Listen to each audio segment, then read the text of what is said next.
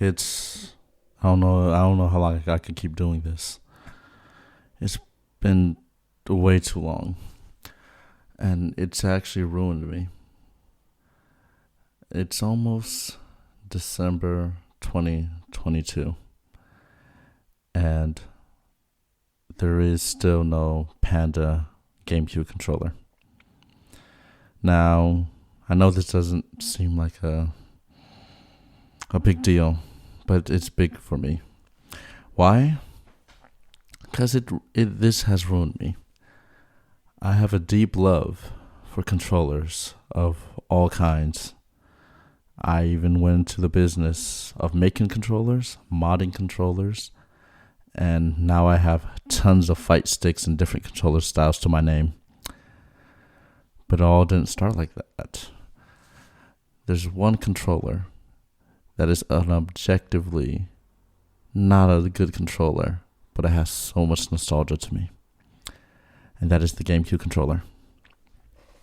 Now, the GameCube controller is an amazing controller. It's very cool. I'm like, you watching this, you know what the GameCube controller is.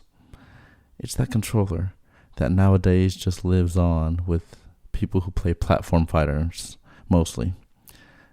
And I guess if you want to boot up your old GameCube or even your Wii, you can play games with it and just have that nostalgic feeling that I do. However, as a modern day controller, it is objectively bad. And I was thinking a little over a year ago, maybe even 2 years ago, of how I would change that. How would I make the GameCube controller better? But then I found out that Panda, the Panda company, the esports team Panda Globo, as they used to be known, had made a controller. And basically everything that I was thinking of doing to the GameCube controller, well, they already did it. They called it the Panda Controller, and I immediately fell in love with it. I immediately went to their Kickstarter that they had, and I backed for 2 controllers. I wanted 4, but I just wanted to say, hey, let me just get 2 for right now. Everything was going hunky-dory until they said that they're going to postpone the Panda controller. Now, if you don't already know, they did this because actually we don't know. We don't know why they did this. Their Kickstarter was overwhelmingly successful. They raised over $1 million for it. Everyone wanted one. I wanted 4. I backed for 2. I would have backed for more. But then suddenly they just said they're going to go back to hitting the drawing board. They're going to postpone it. They'll be back in the future, they say. And that's fine and dandy. Everyone got their refund. And now mostly we just have the video that's still up on their channel and a few bit of memories.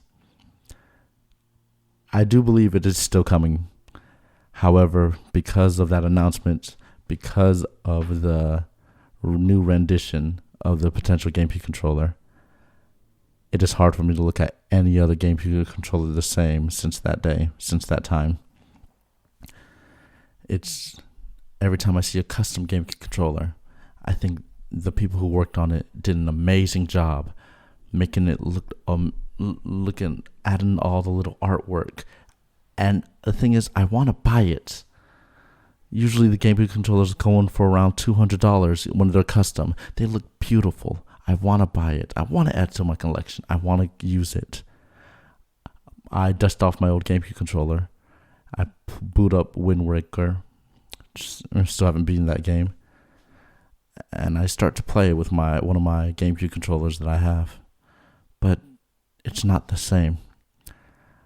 I can't justify buying a cool custom GameCube controller for $200 when it doesn't have the double shoulder buttons, when it doesn't have the great tactile feel, the magnetic cases, the extra back buttons, and the compatibility with GameCube and PC.